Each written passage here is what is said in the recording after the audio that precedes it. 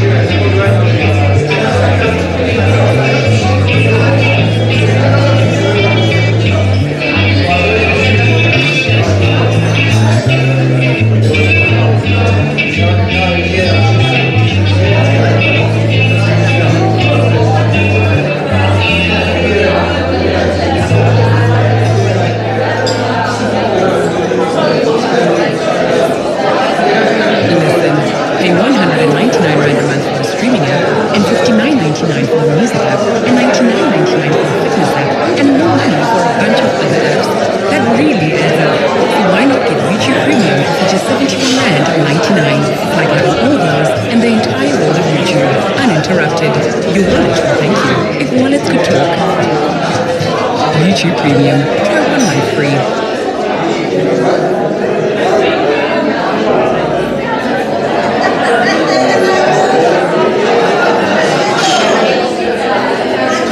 To the supermarket flowers from the windowsill, through the day of tea from the cup,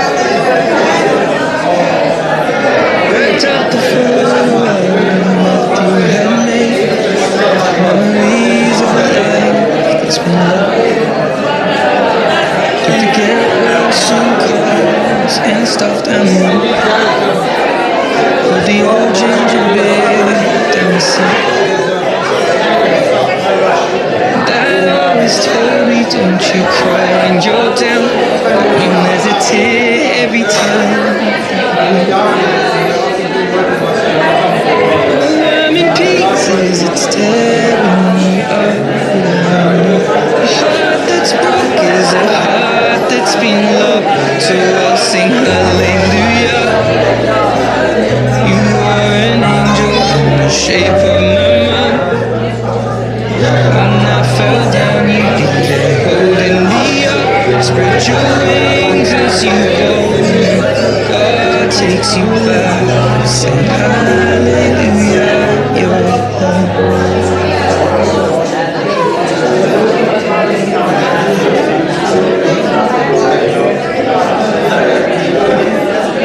Fluff the pillows, made the bed, stacked the chairs up. Folded your nightgowns neatly in a cake. John said he'd drive, then put his hand on my cheek and wiped a tear from the side of my face. Now that I see the world as you did, and I know a life with love is a life that's been lived, so I'll sing hallelujah. You were an angel in the shape of my mom. When I fell down, you'd be there holding me up. Spread your wings as you go. When God takes you back, say hallelujah.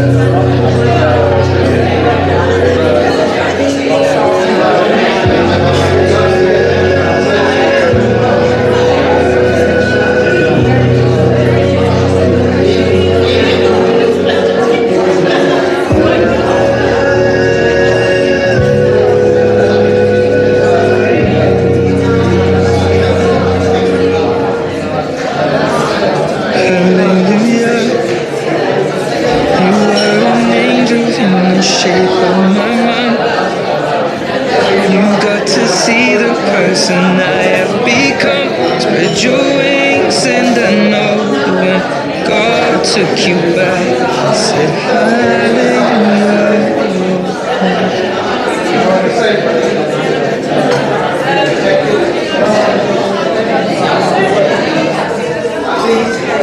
This can be a powerful thing. When you have this man's passion, it changes circumstances, it changes your livelihoods, it comforts, forgives them. Purpose is working the world.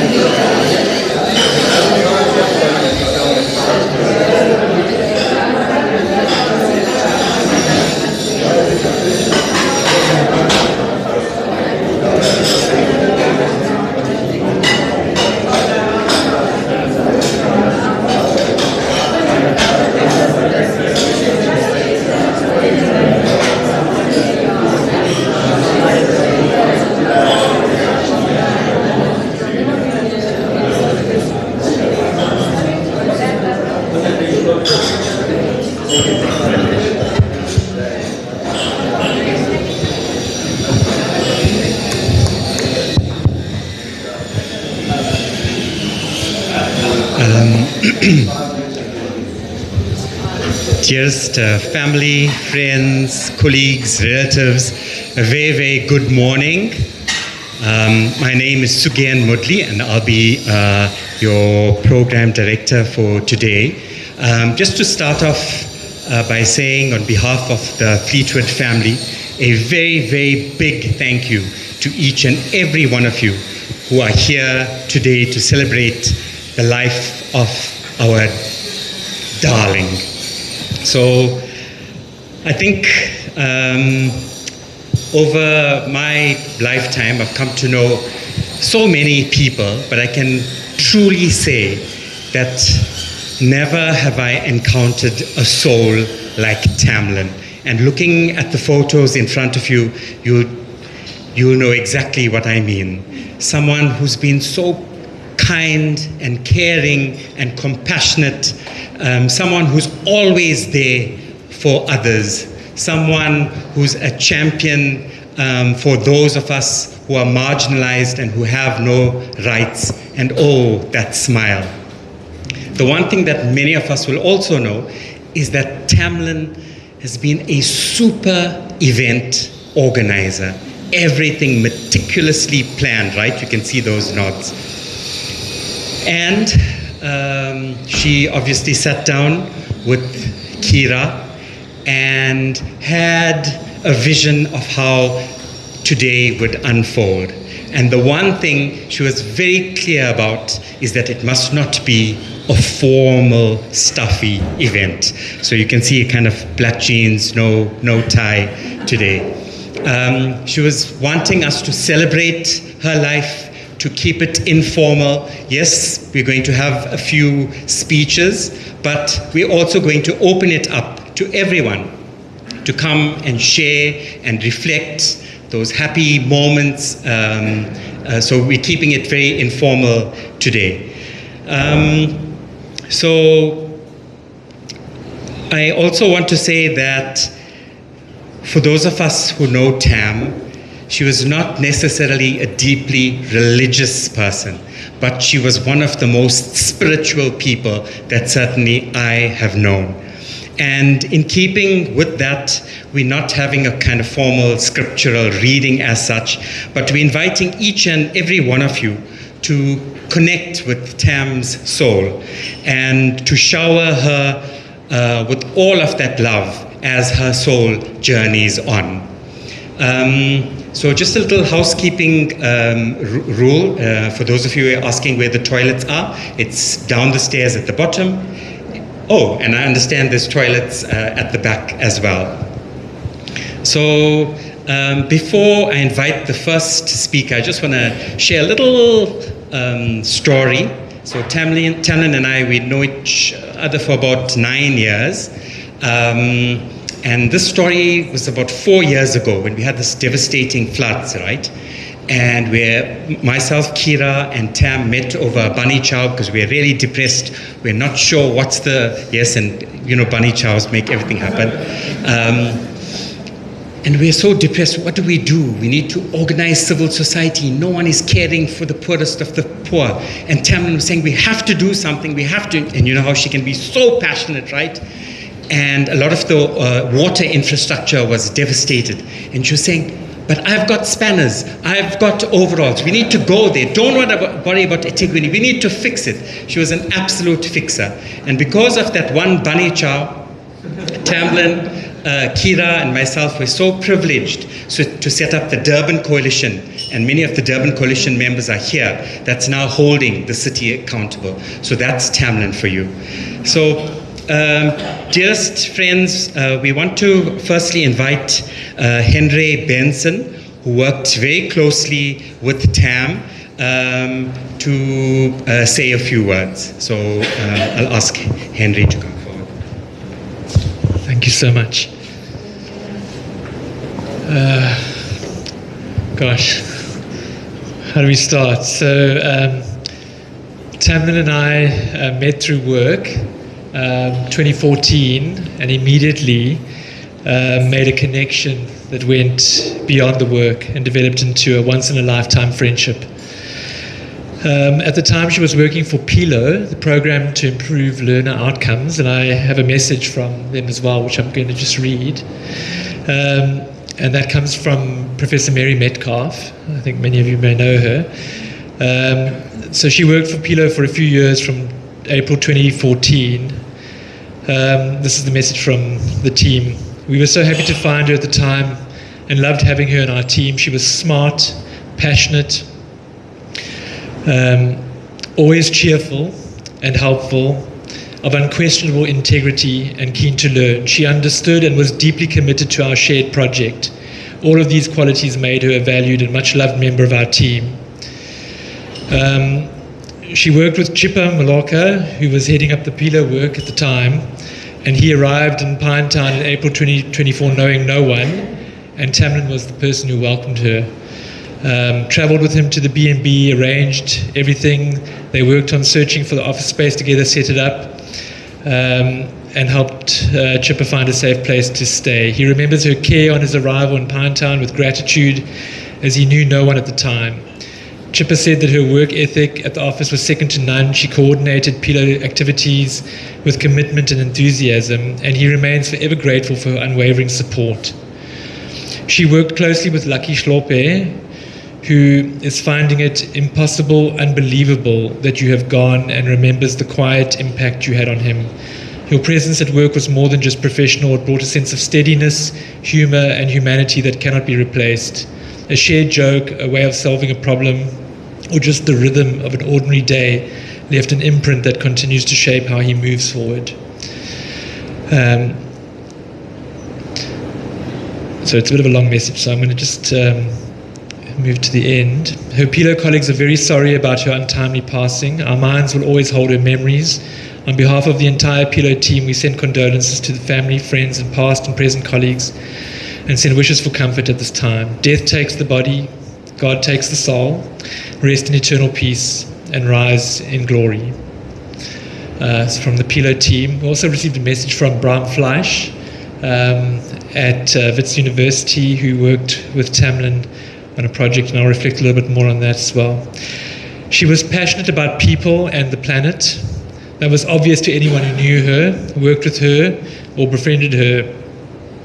You know, it took me a while to realize that she had earned a PhD in geography at the age of 30. In talking or working with Tamlynn, you would not know that, because she was humble about her own achievements. Never one to brag, but she was quick to champion others and the work. Her impact was palpable. Together we did some work, some field work data collection on an RCT on classroom libraries together. It was fraught with obstacles. So many things it was a terrible time. It was COVID, we had extreme weather. But when we were done, Bram, who led the research design, bragged and continues to brag that it was the smoothest data collection he had ever experienced. And that was all Tamlynn. It had nothing to do with anybody else. That was all her. She was precise and diligent. She was a masterful project manager. She could keep you on track. She was firm but kind. A problem solver, a fixer. I cannot count the times I leaned on her to unstick a stuck project. If there was something that required detailed planning, Tamlynn was top of my list. She was brave and strong, fearless. That little red car of hers, Cherry, went wherever Tamlynn commanded it to go. But it was always pristine, and it feels as though it lasted longer than it should have, given where she went with it. But that doesn't surprise me. Tamlynn was a genius at making resources stretch. And I heard that little red car still going. I think it was gifted to Princess, and that's an amazing legacy as well. It will continue to rack up the miles. She was someone who was easy and quick to smile. She was warm, but also really funny in a unique and sometimes dark way. The day Leonard Cohen died, we were scheduled to take a trip to do some focus groups at a project in the Ugu district. And she messaged me in the morning and threatened to bring a CD of Leonard Cohen music that she was going to make me listen to the entire trip. She didn't win it, but the idea of it really tickled her. And I think she kept like the entire trip was like, let's put it on, let's put it on. She was unsurprising. She was surprising and unstereotypical in delightful ways. She loved her big butch bucky, her tall cans of Hansa beer, and she could tell you a lot about those cans as well, like where they were going to go and how much they were worth, and waste pickers, gold. You know, she loved those cans, and she loved the bush where she could take time to fish. Tamlynn was slight and slender in frame, but she cut a path in this world and in the lives of all who loved her. She did that lightly, but with a weight of purpose, commitment, and integrity that left deep imprints. Imprints on people, imprints on community, systems, and definitely an imprint on me personally, but on the planet as well. Love you, Tam. I'm going to miss you so much. My heart is broken. Thanks.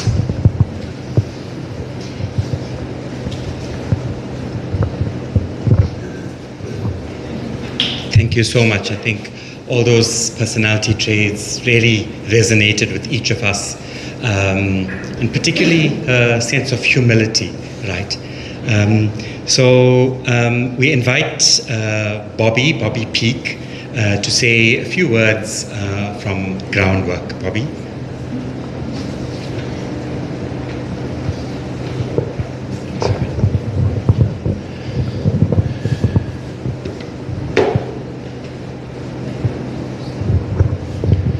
Morning, everybody.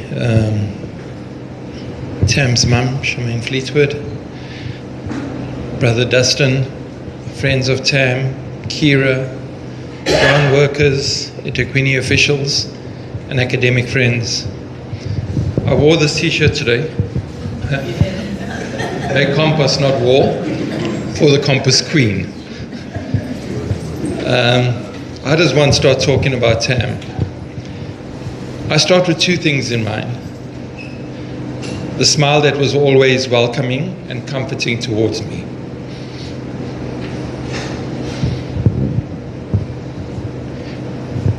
When I was with her, she made me feel special. And Rico can vouch for this. We rocked up to her 40th with a box of independently brewed beer, not SA breweries. I remember her thanking me for coming to her party and making time for her party. She made me feel special, but it was her party. Whenever I pitched up to one of the compost or waste processes she was organizing, she welcomed me, always saying that she valued the time I took to be with the compost and waste team. Then there was the AAA side of Tam. As soon as I met her at the Urban Future Centers managing the collective waste work we were doing, I knew for a disorganized activist like myself, hier kom kak. She did not waste energy on disorganization, and for that we loved her. Tam held the zero waste team, and especially the compost team, together and grounded. But her strength was way beyond the spaces where she convinced government officials to come and learn from what we were doing in Durban. Even Cape Town officials came, believe it or not. Yes, you heard me correctly. They came to hear us in Durban. In the last month, she was still working, still trying to make sure that the Gauteng exchange, teaching and learning from Gauteng, was a success. And in international gatherings, I got people calling me up and asking me who that crazy person was. In international gatherings such as the UN climate process, she was known as the compost queen. She strengthened through the practical reality of the work on the ground and the market and the windrows, our relationship with our sister organization, the Global Alliance for Incineration Alternatives. from members from Latin America to Europe, from Asia to Africa. I could feel the pain from this community when they messaged their memories of dear Tam. The work she put her energy into over the past 5 years is cutting edge, not from its complexity, but it's from its simplicity. Good governance, good waste management is simple. One has to just accept the solutions do not need a silver bullet or complexity. And Tam showed us this. It has been a tough month for ground workers. We have had personal loss, and we have lost colleagues. Tam was personal to many of us.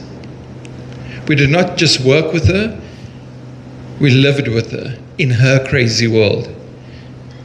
In this month, we also said goodbye to dear Mum Maria, who I shared time with Tam in Ghana in 2023. Maria worked with us to better understand waste on the ground. Then we also lost Vusi Sweni, a mentor negotiator who, like Tam, taught us discipline with a smile. May Tam, Maria and Vusi be looking down on us and making sure there's a zero waste and good governance system wherever they are. Some of you will know I suffered personal loss this month.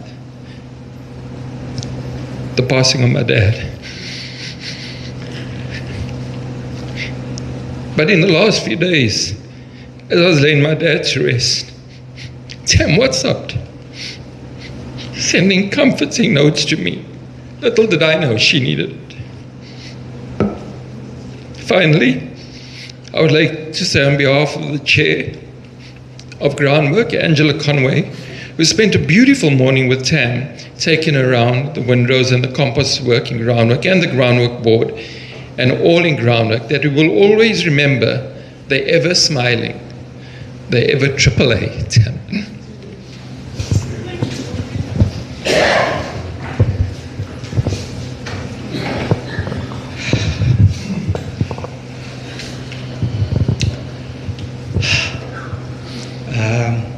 The reality is that it's a lot to process, right? We did not expect it, but for me, I know, and we took long drives when we were at the Urban Future Center down the South Coast, having spiritual conversations, which I was sharing with her mom about. And Tam was a deeply spiritual person. She spoke a lot about the soul. More recently, she was inquiring about what happens next. And I know for certain, Mom, that she is in a better place. She could see the divinity in every single person. She lived a spiritual life, and she is smiling down, looking at us now. And it's so hard to process the loss. And So I want to call Kathy Sutherland to please read a prepared message from Kate Blake, who I understand is a friend of Tam. Thank you. So thank you for giving me the privilege, Kira, of reading a message from a very close friend of Tamlynn's. And as others have said already, I think when we worked with Tamlynn, I knew Tamlynn as a first-year student. And I can still remember her coming to class in her little net tutu and sitting in the second row of Jehu, that same story of this crazy girl who was a AAA personality sitting in the second row. And so it's a real privilege to read a poem from a very close friend of hers, because I think to all of us, she was the most amazing friend. So this is from Kate Blake. Tam, the picture won't be the same without you in the frame. But the memories we have shared, it will help my heart repair. Dancing wildly to our favorite songs, late night adventures, and cooking a very important prawn curry. Our deep and meaningful chats inspired one another. Laughing until we shed tears, sharing secrets and even our fears. Loves and heartbreaks, healing ourselves with wine. Missions and adventures deep into the berg. Watching you fish while I sat bored but very grateful for our time, which I so adored. You were there for it all, always ready for a call. So grateful you were my friend until the very end. Life with you here was better, but you will be in my heart forever. So God bless you, Tam.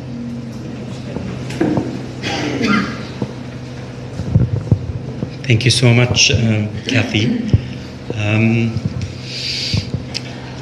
I now want to ask Kira to say a few words, and I must say this, I think Kira needs no introduction, and I won't introduce her as Tam's close friend, but probably a sister and a member of the family.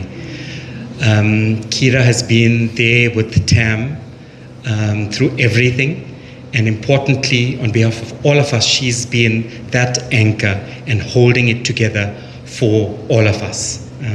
Kira, thank you.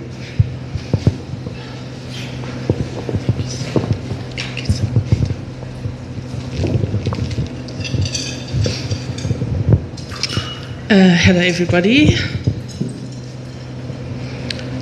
Thank you. I'm really going to try and get through this because I do want to read it. And I want to read it myself and not have to ask someone else. So just bear with me if I start to cry, but you might be here for the whole day. Okay. I don't really have words to express my feelings about what has happened over the last year, and it will take a while to get through this, and that will be the same for Charmaine and for Dustin, and for many of us.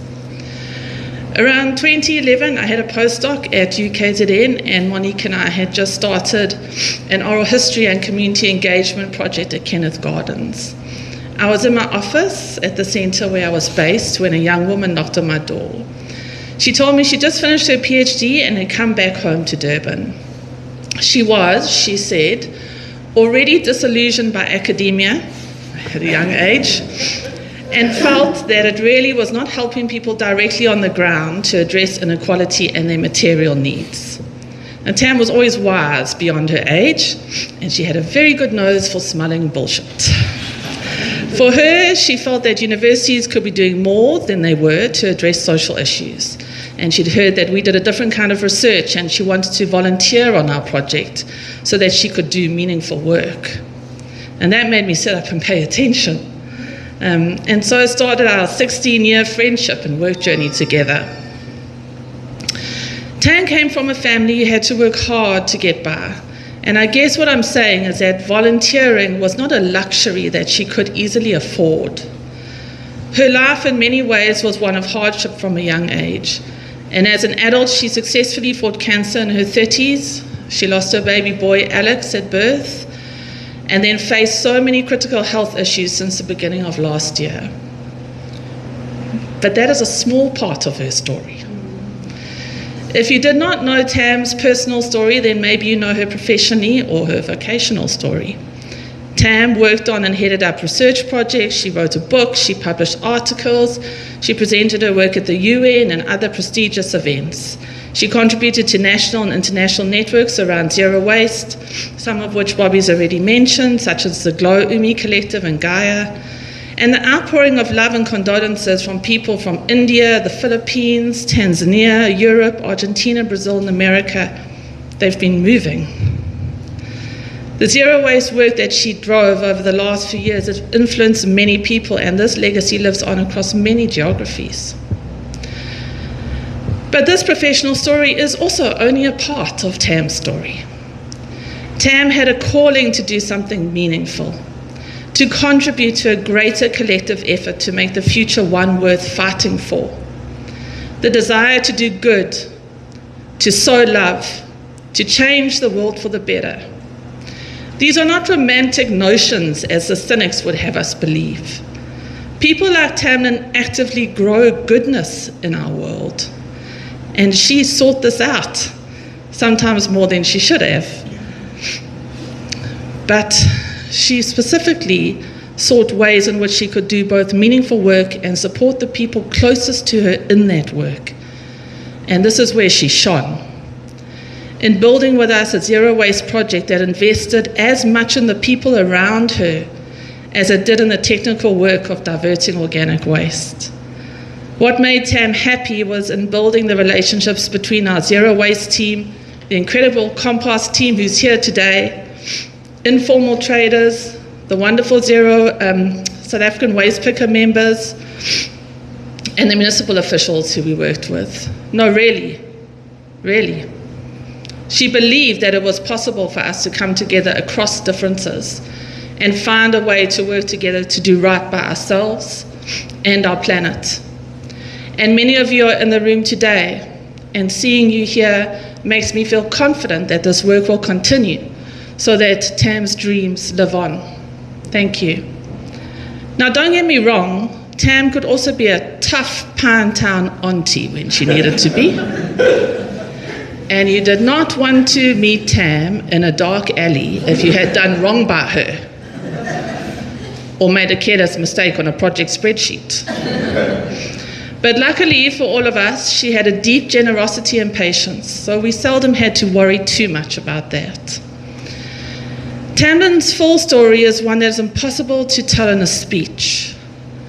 So for my beautiful friend, I have written a praise poem to her, and I think she would have liked that. And you will forgive me if I perform this, as it will be easier for me in case I break down and cry. Now, as with all praise poetry, please feel free to show your approval and agreement verbally as we give praise for Tamlynn Fleetwood.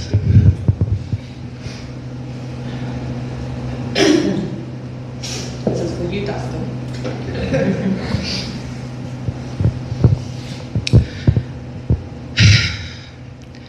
Here stands Tamlynn Fleetwood, a woman of strength and resilience, a rare gemstone of a human, a fighter who used her spear and shield to build a better world. Here stands Tamlynn, a fierce and loyal friend, a sister, a mother, a warrior, a wonder, an endless scholar of the self, a giant of a person who knew the blessings of understanding ourselves more, of trying harder, doing better. Our queen of compost, our fellow zero waste warrior. Long may her light shine upon us and give us strength. Long may we heed her call to separate at source and support waste pickers. Here stands Tamlynn, stubborn in her refusal to conform to tired stereotypes and expected tick boxes. Stubborn in her refusal to change herself in order for you to see her power and her light. Here stands Tamlynn. See her power. See her light. A child of the world, a parent of many, a lover of cats and all things living. A teacher, a mentor, a beloved friend. Tamlynn, who took the bitter, dark seed that life dealt her, rejected its poison, and nurtured it deep in her soul. A nurturer who fed that seed rich organic compost, alive with wriggling kindness, microbial sacrifice, and mycelial love. A hero who grew the seed into a protective tree with many branches that offered us shade and gave us fruits and comfort. Thank you, brave one. You are loved deeply and gave love deeply in return. For you, Compost Queen, we are always grateful. There goes Tamlynn, our loved one, to join the ancestral energy of our universe. Her light will not be forgotten.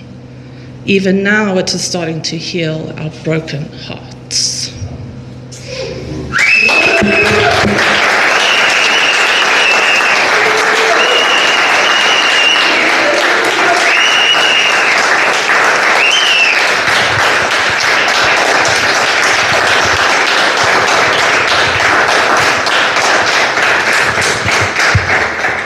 Thank you so much, Kira. A rare gemstone indeed. So, as we are saying, she really did not want this to be formal and serious with lots of speeches she wanted us to share. So we having a kind of open mic. We asking anyone. I know I'm making it difficult for you to move that camera, but we wanting to invite anyone who wants to reflect, share some funny moments, a message. So you can just raise your hand. We'll try and see how far the mic can come, or if you can just come over here, it might be easier. So please.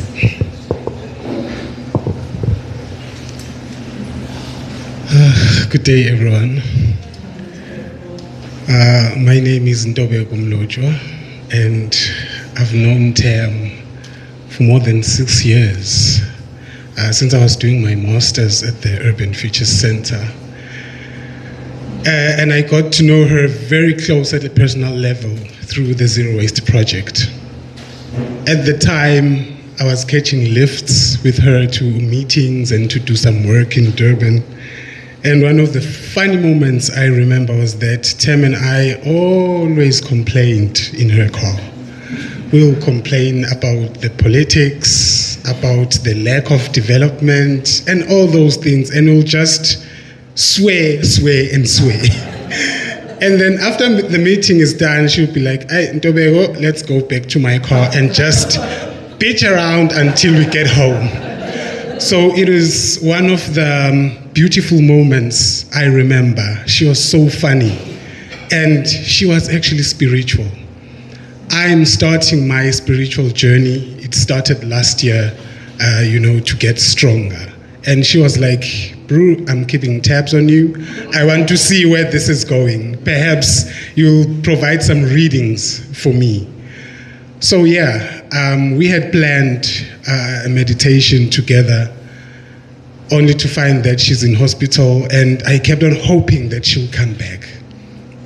But I don't want to dwell too much on the sad moments.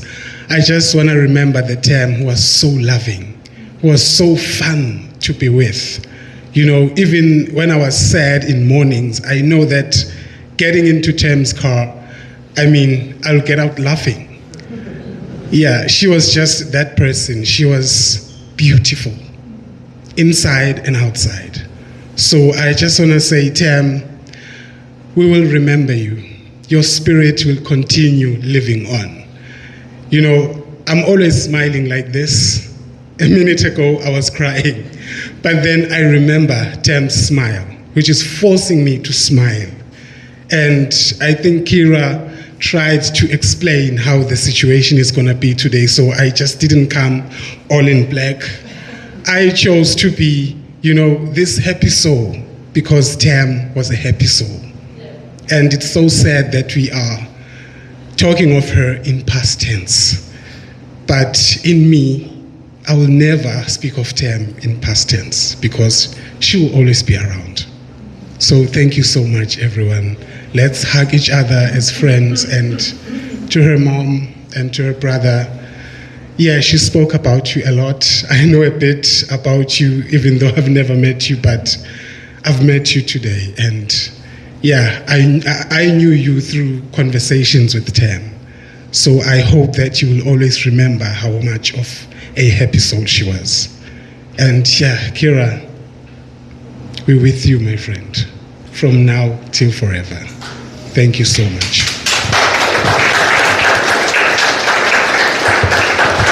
So a beautiful soul and a beautiful person inside and out. And that smile, it's going to live with us forever and ever. So is there anyone else who wants to share a little bit?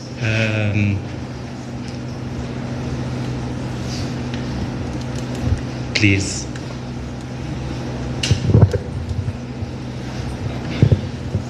Thank you. Thanks. Hello, everybody. I'm terrible at this. But I think I owe it to Tamlynn to give my experience from Tamlynn. I was fortunate enough to come into the family through work. I worked for Tamlynn's dad for many years, and I got to be exposed to Tamlynn's beauty through a work project that we did. myself and Tamlynn had to travel to the Kruger. I can't remember the exact place. And her dad, the only reason her dad stepped in the project, I think, was because he wanted someone to go with her to keep her safe. Like I say, I'm a very common person. I was judgmental on Africans and their cultures and going to be exposed to these rural areas. So I think her dad felt the same way, and we stepped up and we did this project. In any case, I felt like Tamlynn's project too. We went out, it was a 3-day project. We were there to build 3 stations for hygiene development, washing hands and brushing teeth, in rural schools. In any case, so on the flight, Tamlynn questioned me a lot on the flight about how I felt and what I thought this place was going to be like and everything else. And obviously I had my own answers based on my judgmental upbringing. In any case, day 1, we finished on one of the schools, and we sat down for evening supper, and she questioned me again, how did you think it went, So like I say, I felt like a project. And after day 1, the exposure that we had together, I think my opinion started to change already. Day 2, I was keeping an eye on her on day 1. I was watching where she was, making sure she was okay, while she interacted with the principals and things of the school while we built these wash stations. In any case, day 2, same thing, but obviously I felt a lot more at ease. I felt a lot less concerned for her, seeing her strength and just being able to approach people and have the conversation and open my eyes to everything. I think after day 3 we had a sit down, and this is where it was a major eye-opener for me. We ended up at the pub in this bed and breakfast where we were staying, and it was just the 2 of us on one side of the bar and 2 Afrikaans gentlemen on the opposite side of the bar and an African barman. And myself and Tamlynn were sitting there, and we were being questioned again, and it was good, and we were having a good time. And the 2 gentlemen across from us started being rude to the barman, speaking Afrikaans, and not really making his life easy. In any case, I felt very intimidated, and I didn't want to say anything. Tamlynn did not. Tamlynn spoke out, and I stressed my life because I thought I was going to get a beating. But in her words and in her stature and her power, it didn't go that way. She humbled these gentlemen and changed everything, where when they left, the barman actually gave us 2 free drinks. And that will forever stay with me. And I think it has changed me as a person. That's my personal outcome and take for having Tamlynn in my life and having the grace of being in her presence. Thank you.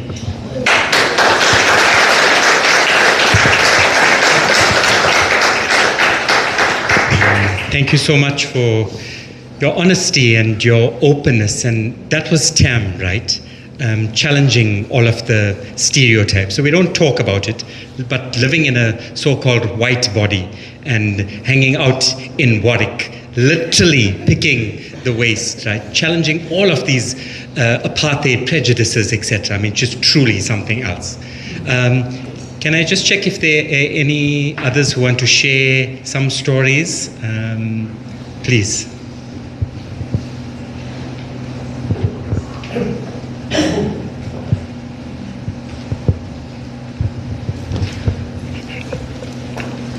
Greetings one and all. And I know if it was me, Tam would have done the same. We shared a very special bond. From the professional side, she was a catalyst, and many of you can attest to that, in bringing the municipality and the zero waste team together.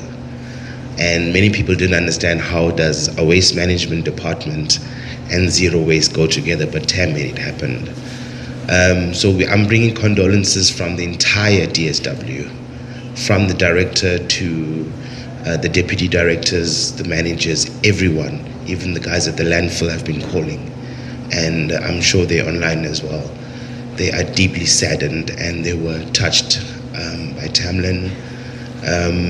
We've also shared very, very good memories.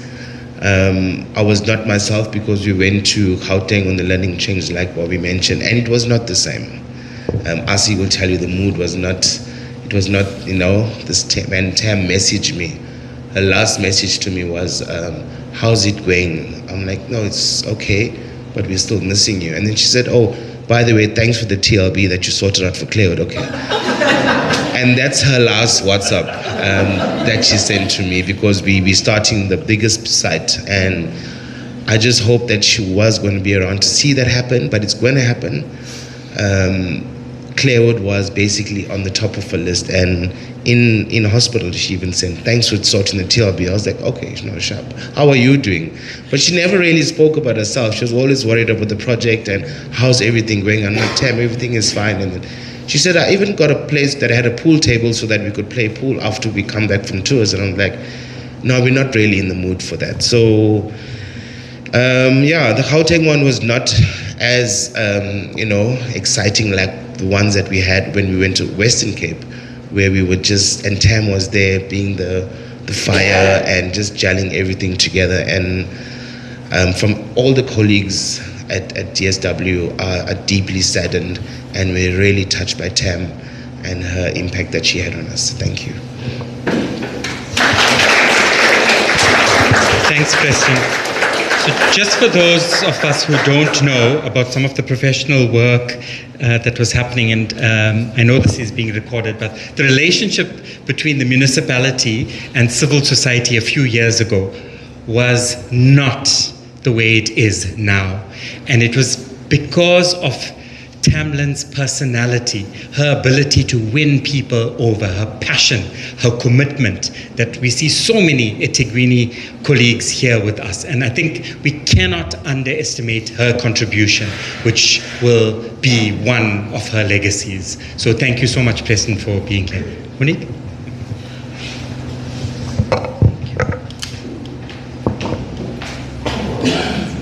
Afternoon, everyone. I wasn't thinking I was going to speak. I firstly just want to say a huge thank you to Kira and to Kira's sister, Dahlia, and to her family for taking care of Tamlynn. The last conversation I had with Tam, I think it was about 3 months ago. And she told me that she had had kidney failure, and she didn't understand what was going on. And I didn't understand what was going on. And strangely, I had taken one of my own patients to her oncologist. And I said to him, Dr. Landers, I remember you from Tamlynn, because she used to talk about him all the time.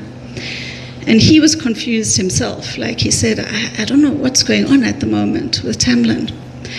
And doctors don't always get it right. Like us, they don't always get it right. And it's sad because medicine fails us all the time. And I'm really sorry that it failed Tamlynn so badly this time. I wanted to just reflect on two things, really.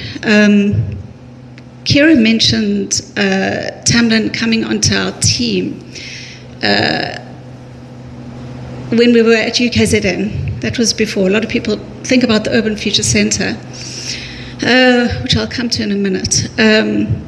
But I wanted to speak about two of the other projects that Tam was involved in that haven't surfaced today, because her legacy is so wide. It's in the zero waste area, but it's more than that.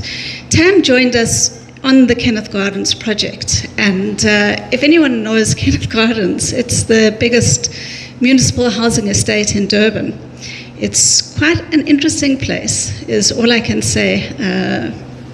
Kira and her family spent time living there, and that's what brought Kira and I together, actually, our mutual interest in Kenneth Gardens.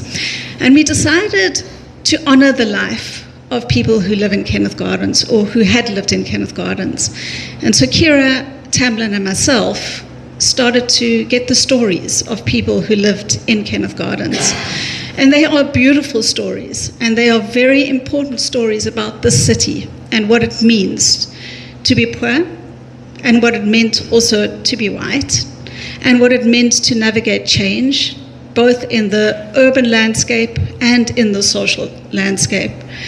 And we wandered around Kenneth Gardens getting these stories, and we eventually published a book called Voices of Resilience. I have that book next to me every day because Tamlynn's name is on it. And it's really important, when somebody has published a book, that their name is on it, because that doesn't go away. And just remembering how Tam was so meticulous about everything with that book project, Kira knows, and a lot of other people who know me, so again, other people, I'm a total, absolute nightmare to work with. I am chaotic. My head runs at the speed of anything. I don't know. I'm the most ADHD person I've ever met, and I can't hold any administration together. Now, Kira saved my life, but so did Tam. And I just remember with that book, Tamlynn always saying, "Do you have the consent forms for this book?" Of course, I had none of them because I don't know where anything is kept in my system. I knew I had done it. But I didn't know where they were, but they were done. And Tamlynn, in her meticulous but also ethical approach to stuff, made sure that everything was in place. She then joined me on another project, which hasn't been spoken about. And that was when we started working with people who were heroin users at the Urban Future Centre in 2014. And Tam and I started that project together, where we literally found homeless heroin users living on the street and brought them into a methadone program. And Tamlynn started that program with me, the first of its kind in South Africa. And again, Tam made that happen. It was a massive and really important project. And working with heroin users is not easy. It's not an easy space because the stories are just trauma and trauma and trauma. And I think, it takes somebody who understands trauma to be able to work with people with trauma. Otherwise, you miss it and you disregard it. And I'm very grateful for the last speaker for saying, Tam showed humanity. And the heroin users, for me, are the most marginal people in this world. And Tam understood, and she shared the beginning of that journey with me, and I'm truly grateful for that. The last thing that I wanted to say really is I'm looking at all of these photos, and there's one that stands out. And it probably isn't the same one that stands out for everyone else. But it's the one of her with her hair slightly curly, I don't know how she had done that, to be honest, with a nose ring, sort of looking like this. That was another side of Tam. Tam was sassy. Tam was sexy. Tam wanted life. Tam went for life. And that photo, for me, is Tam.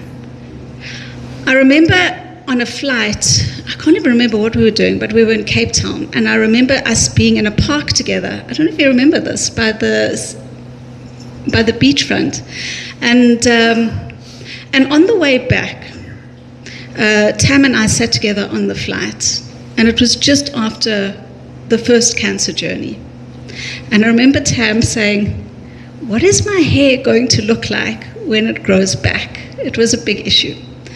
And it was, whatever it grows like, it's going to be amazing. And it was amazing. And I think, I said this to Kira, a couple of days ago. We hadn't spoken for a long time, Tamla's life was unrelenting.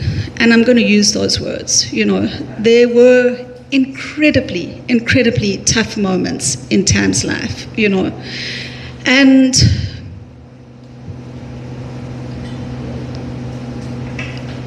it's that unrelenting, never really having a moment just to breathe, that makes me feel like, Tam, fly and be that person that Kira has spoken about in her praise poem, which is so beautiful. Because you deserve that light, that freedom, from everything and everyone that tied you down. And I just want to say thank you to Tam for pulling everything together in my chaotic life when she did for so many years that we worked together. And I'm deeply, deeply sad for everybody here who loved Tamlynn so much.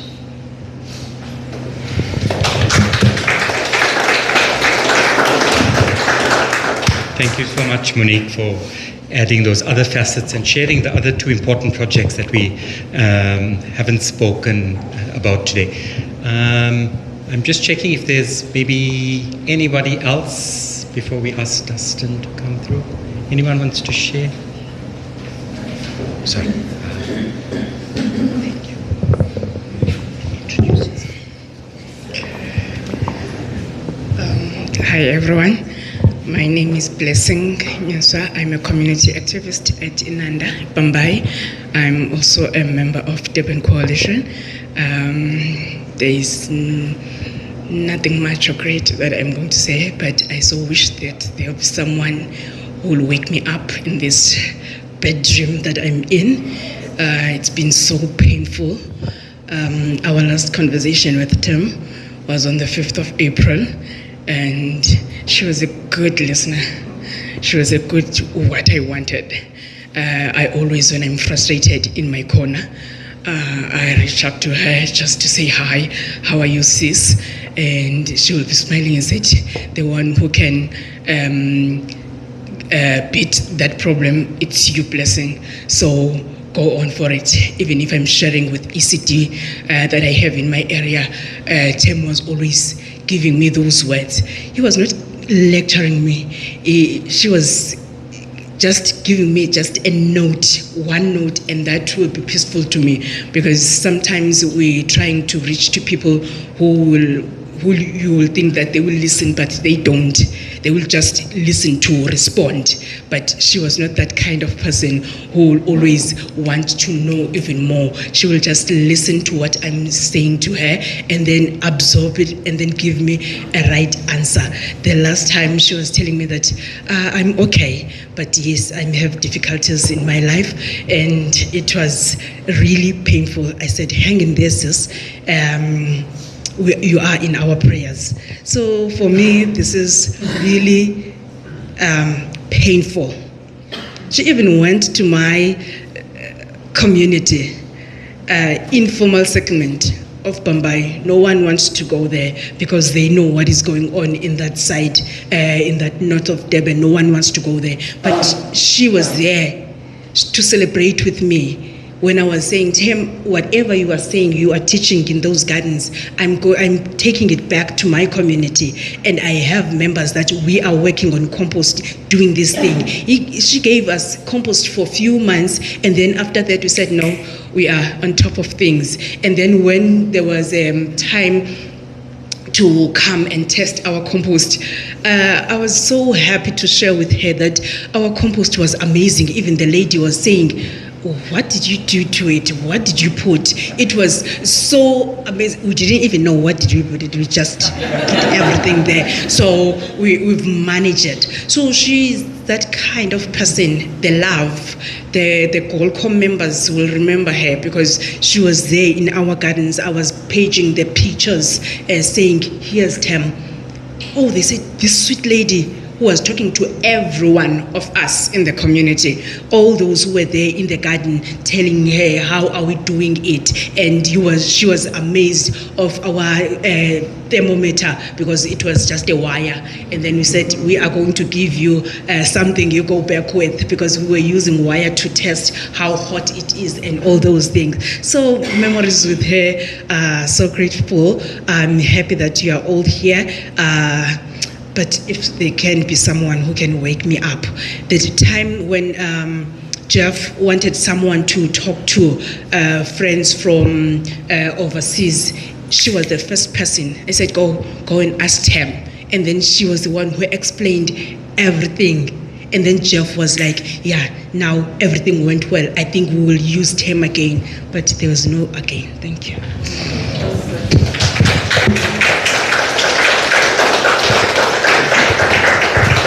Thank you so much, Blessing. I remember the time when Tam was saying to me, guess what, we're going into Bombay, we're replicating the project, and she was beaming with pride and joy. So thank you for sharing that blessing. Maybe others. And Jeff as well. Thank you.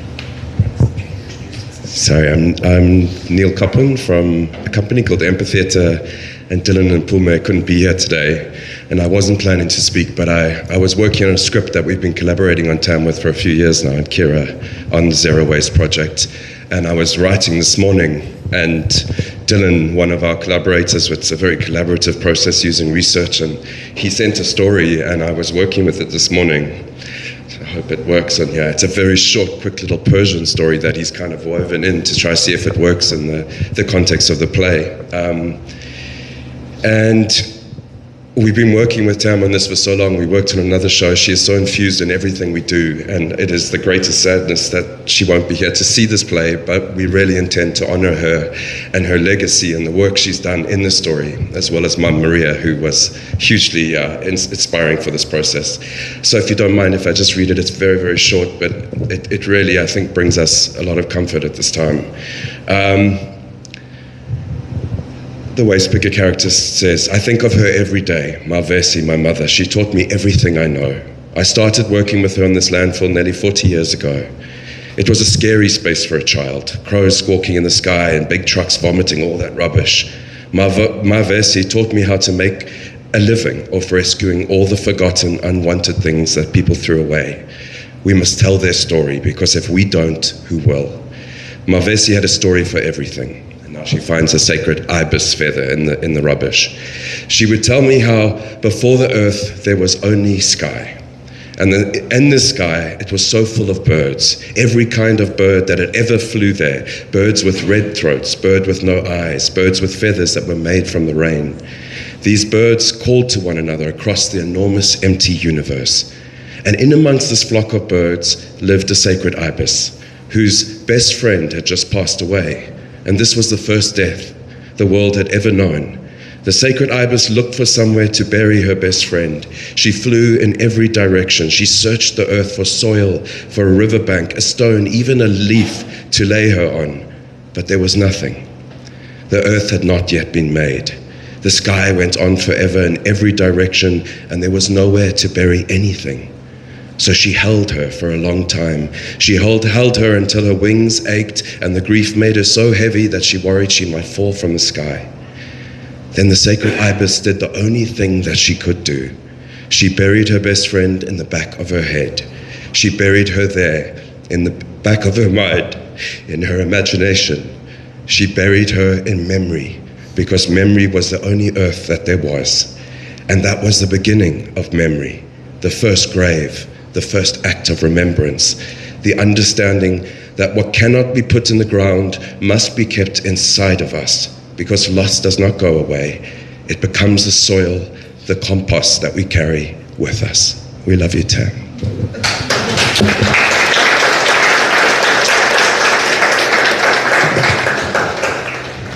Thank you so much, Neil. It was so beautiful. Thank you. I understand, Jeff, you want to say a few words as well? Thank you.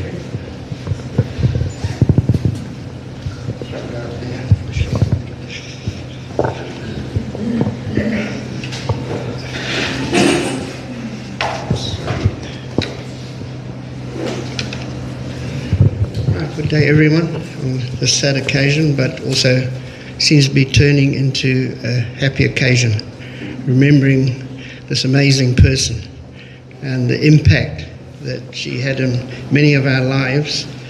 I'm Jeff Thomas.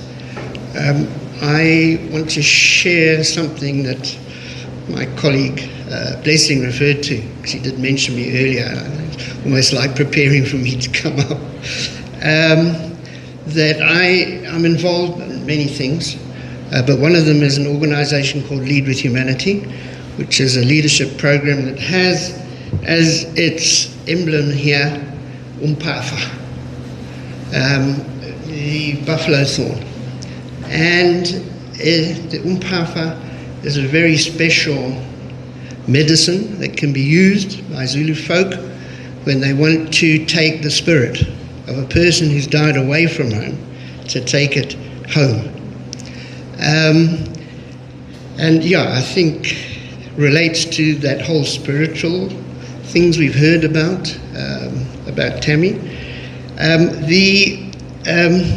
The program itself is geared to people from corporates.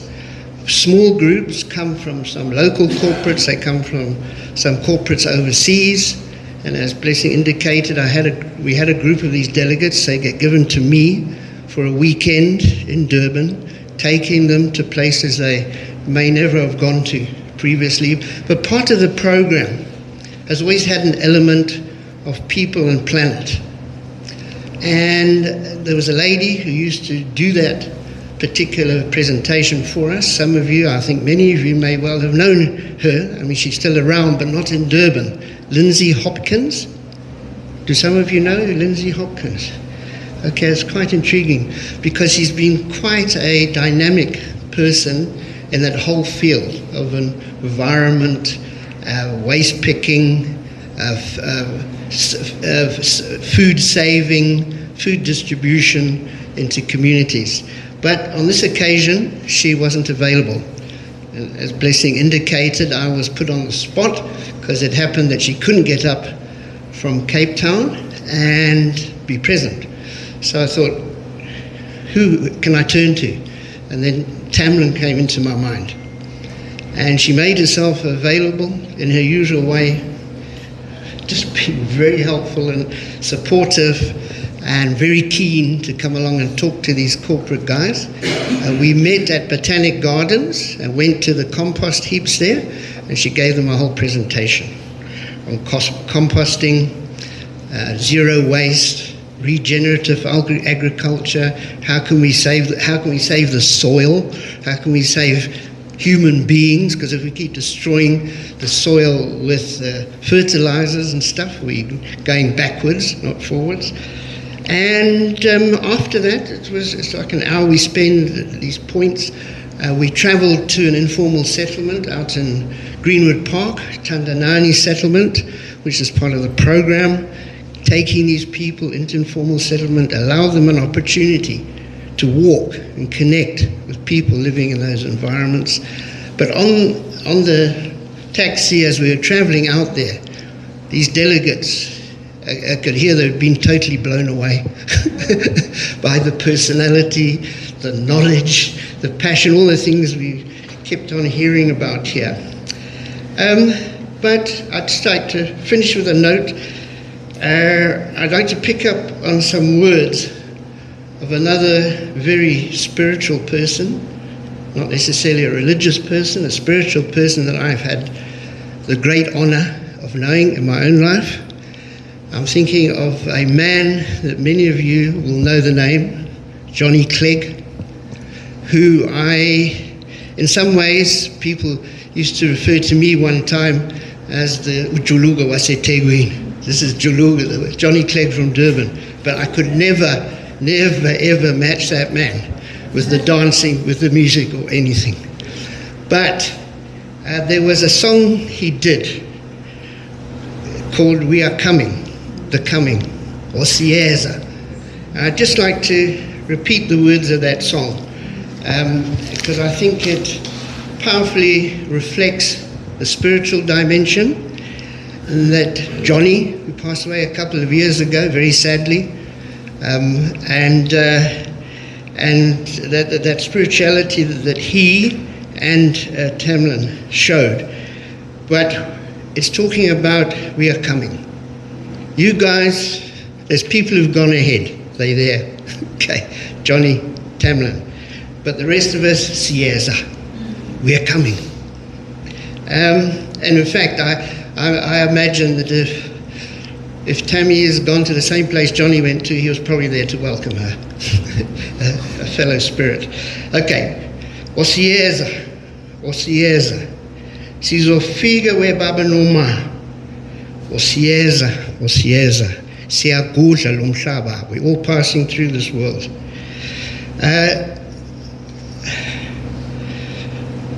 Siyawela,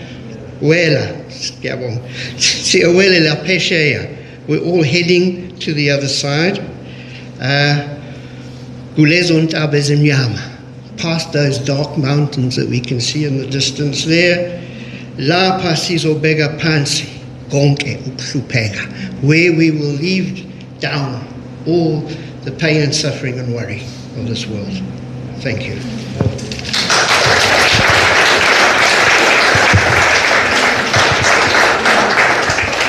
Thank you so much, Jeff. We are all just passing through and just listening to everyone's reflections and stories. And thank you. I don't know if there's any other human being who has done so much, touched so many people at just 44. I mean, it is truly, truly incredible. I think it's a privilege that we could be on that journey with her. Thank you.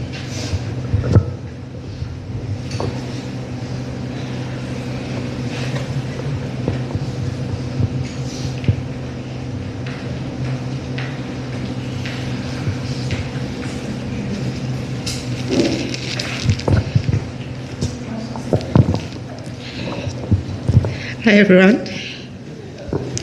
So I'm Asi Pile from the project. For me, I'm grateful because the first day I met Tam, she was explaining about her other research, which were studying particular beautiful ladies, and I saw how brave she was.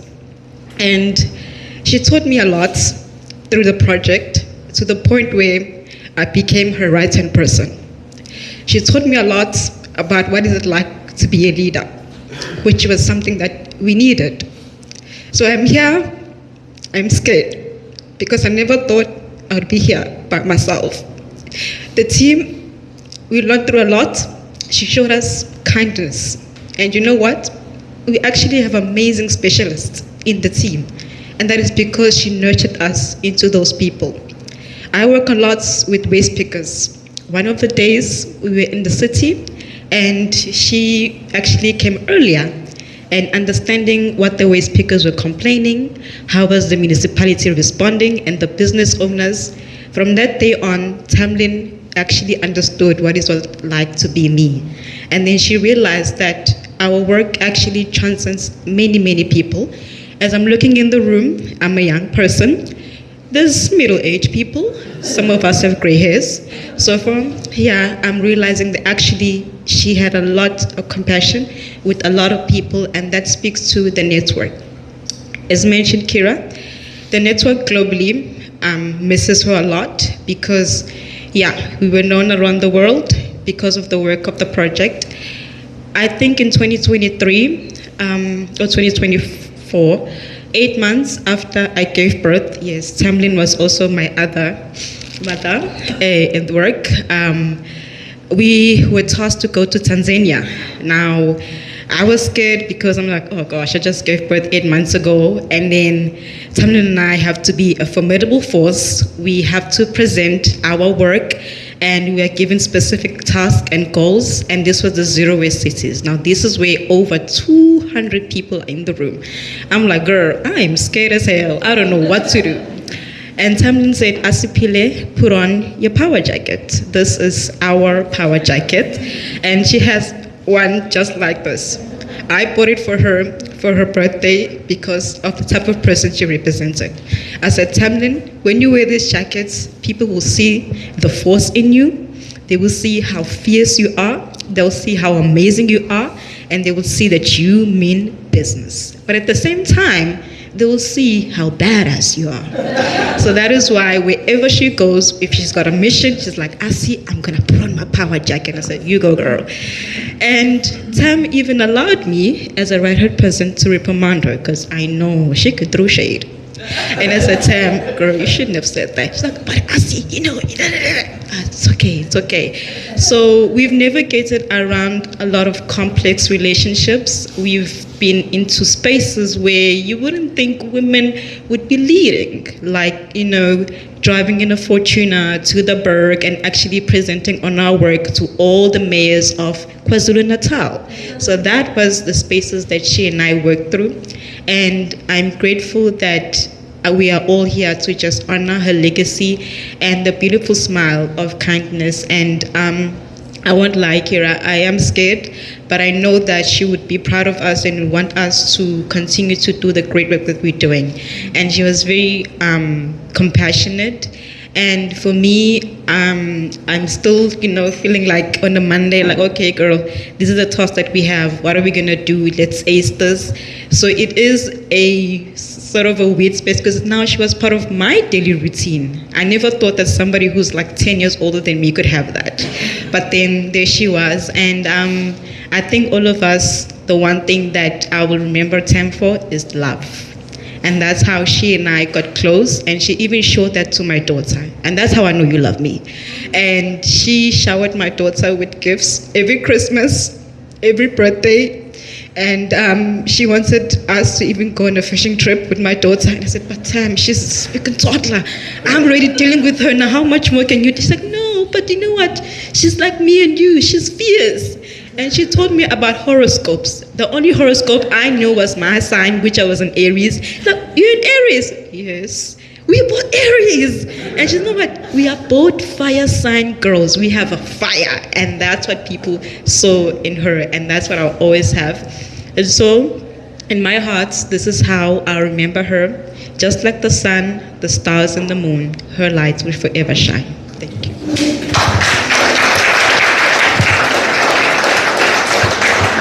Thank you so much, Asi, and without a doubt, with Tam's mentorship, you are that shining leader, and Tam's given so many of us those power jackets. So I do think if there isn't, thank you.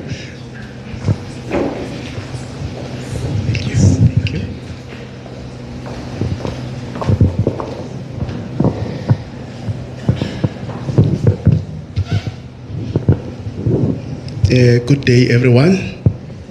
My name is Sizwe Khumalo. I'm representing KESME. As we are all had an opportunity to hear various speakers talking about how Tamlynn has touched their lives. And as KESME, we were very privileged to work with her, and all the values that she shared with everyone. With us, she was so specific about the monitoring and evaluation aspect of things in our project. So on behalf of KESME, I would like to read some few messages that my colleague said I must pass. On behalf of KESME, the Center for the Advancement of Science and Mathematics Education, we extend our deepest condolences to the family, friends, colleagues of Tamlynn Fleetwood. We had a privilege of working closely with Tamlynn within monitoring and evaluation unit. Her contribution was both profound and transformative.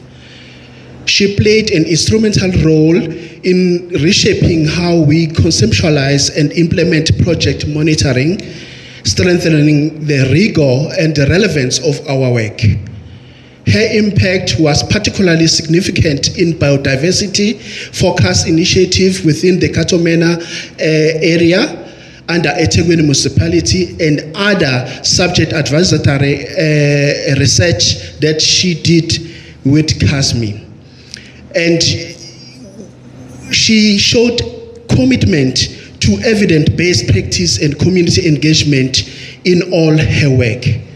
Tamlynn was deeply dedicated to her work and demonstrated an exceptional willingness to build the capacity of others, including myself, because I was working closely with him in the unit of monitoring and evaluation. And I can say that I've learned a lot from her. As she was working at KESME as a consultant, she left me to continue with all the work that has to do with monitoring environment, and her ethics and work values continue to live on at KESME, even with other project managers who are taking care of our various projects. We at CASME, before she became part and parcel of us, we were not into implementing that aspect of project work, the monitoring and evaluation. But through her, we learned a lot, and we continue to have that unit, and we have strengthened it. So what we can say is that she shared her expertise selflessly, mentoring colleagues and fostering a culture of learning and accountability, which is what is shared by various speakers here. Her passing is a significant loss to all who had the honor of working with her. We are grateful to her family for sharing her life and legacy with us. Her values, professionalism, and passion for development work will continue to guide and inspire us and our effort. Thank you very much.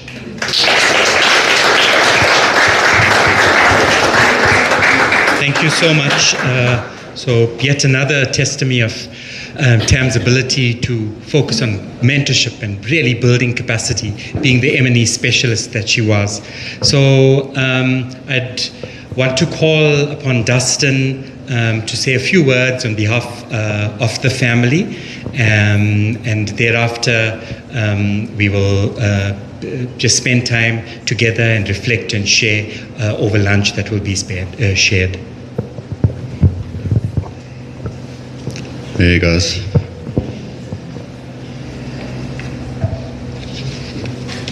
Similar to Kira, you might have to just bear with me here.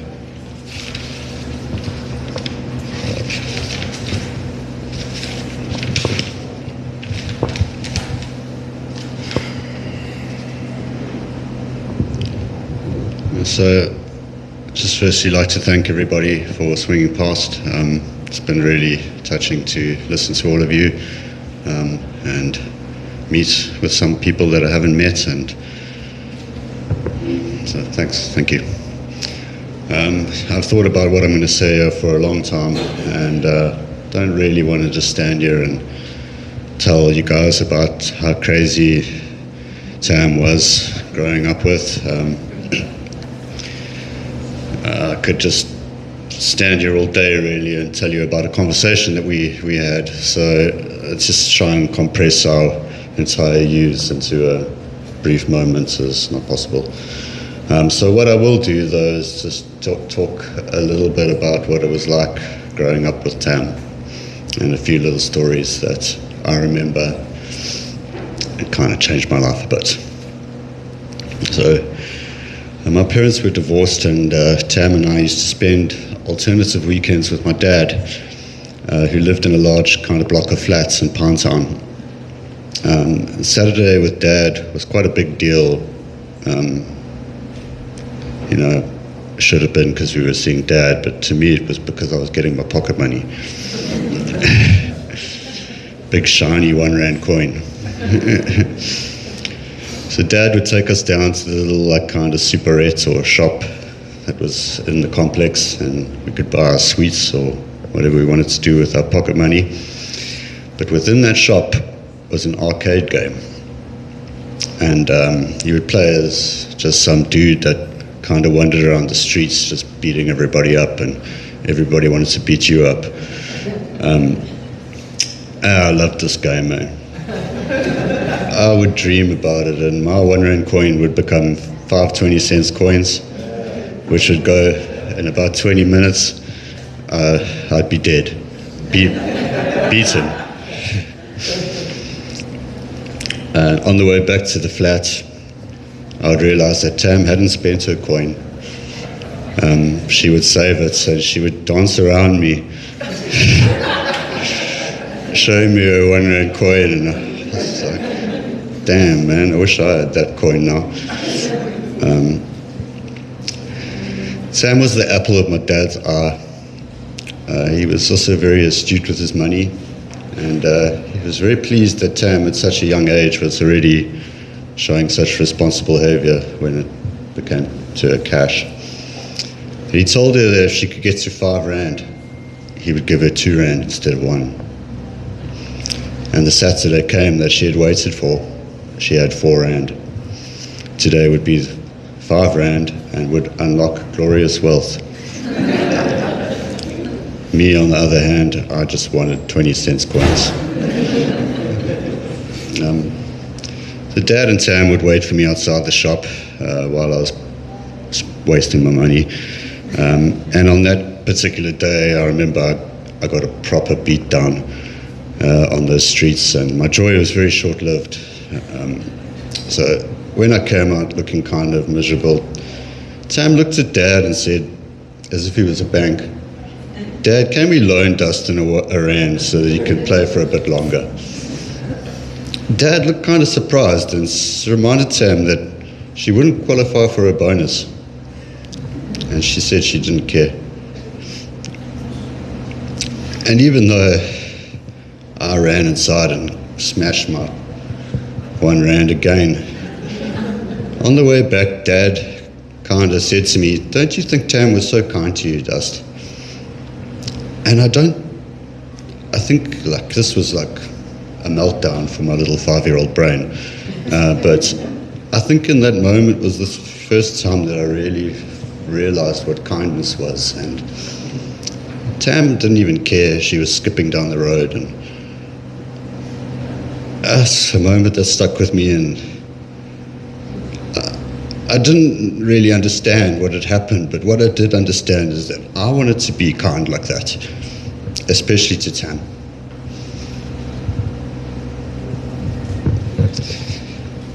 Tamlynn's academic excellence was apparent even when we were toddlers. I was in preschool and she was in junior primary, and we lived a very short way from our school. Our domestic helper, her name was Frances, she would collect us from school and we would walk back home. And once home, in the hours before my parents came home, weird things would happen. Tam was already a born leader.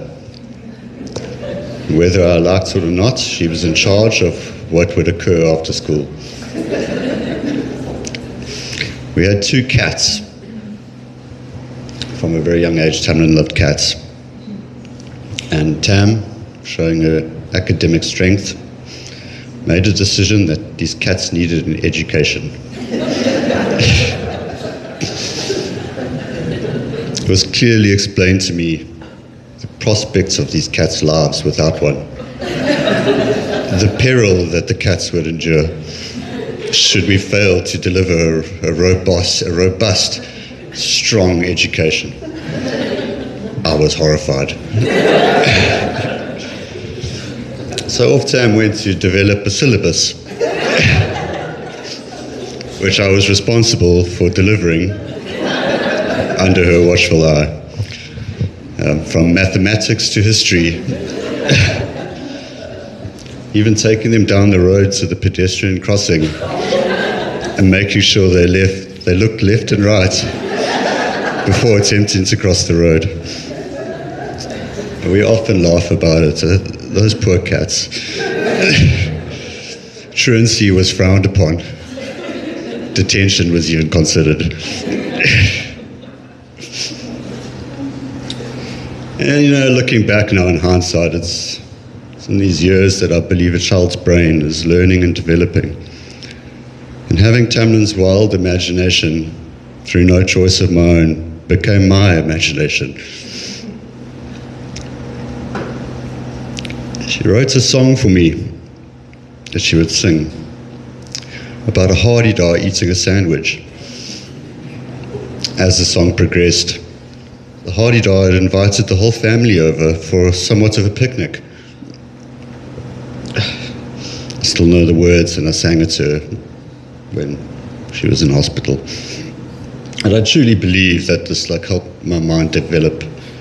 And I've said it so many times, but lucky really isn't the word. I mean, Tamlynn molded me from those young ages with her wild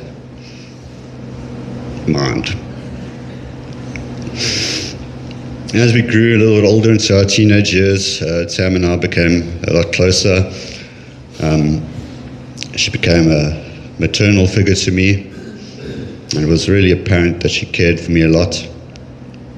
Some school breaks, I would go sit with her and her friends, Lauren, Stacey, Shireen, and Alison. And probably not all that cool for them to have a little dorky younger brother trying to hang out with the older, cooler girls. But they were always really lovely and accommodating, and probably because they knew how much she cared about me. But as Tam got older, her academic talent had gone into overdrive, and she became the first person on my father's side of the family to attend a university. And the apple of his eye had grown into his pride and joy. Then she just got silly and blew everyone away with scholarships all over the world, and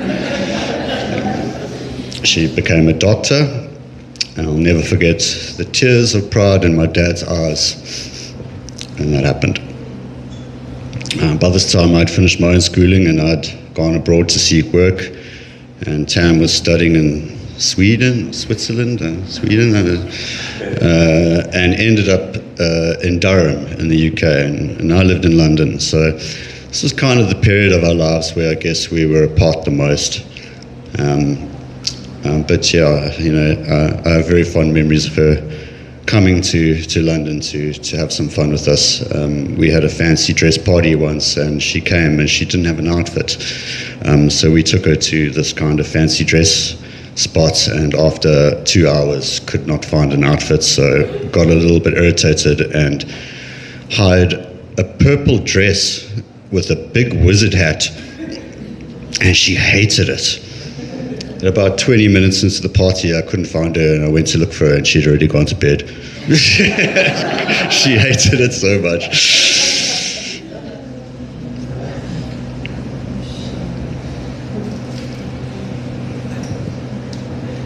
Disappointing Tam was a strange thing to me. It's something I wish I hadn't done as much as I had, but I was the younger little brother that was quite naughty, a little bit of a little shit sometimes, and I guess what changed me around was the times that I did disappoint Tam. It was very difficult to see when she was upset with me. And many, many times I promised myself that I would try not to ever disappoint her again. And I see how she saw me.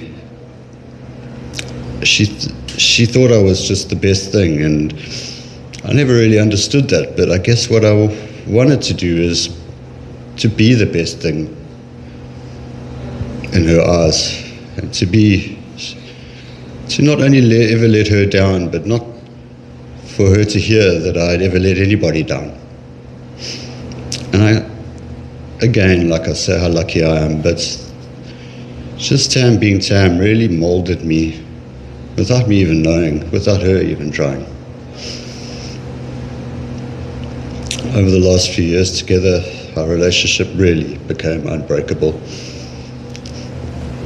She was a talented and committed fisher lady who often outfished all of us.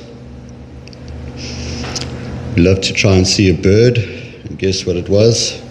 Before recording our sighting in one of the many notebooks in her handbag. She had a lot of notebooks in her handbag, a lot of lists. Kind of having a laugh with my mom. She used to make me write lists for everything, and I wasn't bothered about a list. I used to say to her, Tam, but there's only 4 things. I don't need a list. No, you need a list, but why can't I just write it on your list? This was not acceptable. I had to. And then when we got to the shop, she noticed I hadn't brought the list with me. She was upset though. She was an avid and fearless hiker who would scramble her way to the top of the highest peaks, leaving me terrified, sat with my head between my legs, certain I was about to fall to my death. And she would scream from the top for me to man up, but I never did. She was an incredible cook, think we've heard the rumor of the chicken and prawn curry that made people cry tears of joy. But we've heard all of this already, and it's like you could stand here and try and find all the amazing descriptive words and just kind of rattle them off, but she was brave, extremely intelligent, compassionate, caring and kind, so much fun to be around. And on top of that, she was my sister, who made up her own mind that she would be my rock.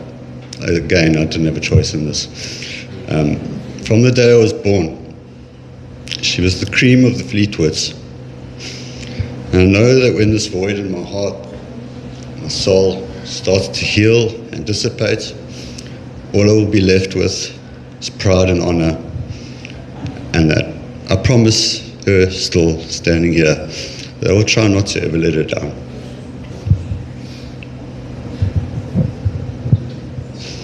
I'm just going to close out today with something that I kind of touched on. My dad passed.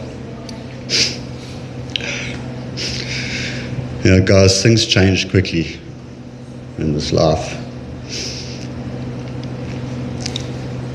It's a difficult lesson to learn. And I don't think even, I stood here and told all of you guys when my dad died, but I didn't really learn it. It's the people around you that shape you and mold you can be gone soon, unexpectedly. So I'd just like to try and get you guys to just share a moment with your loved ones. Hold their hands, look at them in the eyes, give them a hug.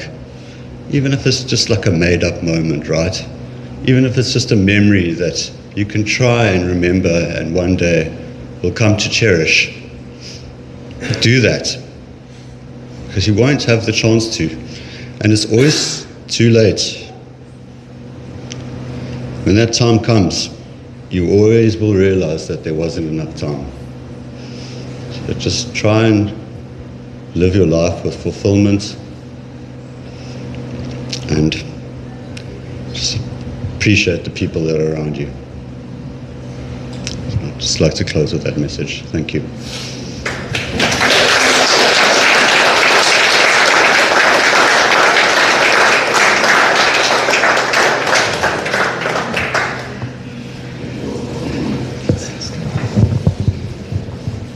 Thank you so much, Dustin.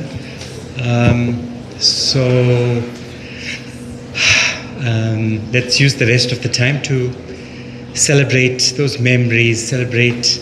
That message is really poignant for me, and I'm thinking about my family and our loved ones. So we're not taking each other for granted.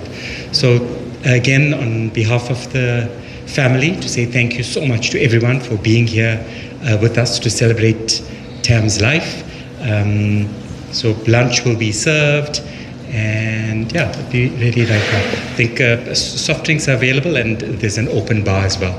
Thank you so much to everyone. Thank you. It's a cash bar, sorry.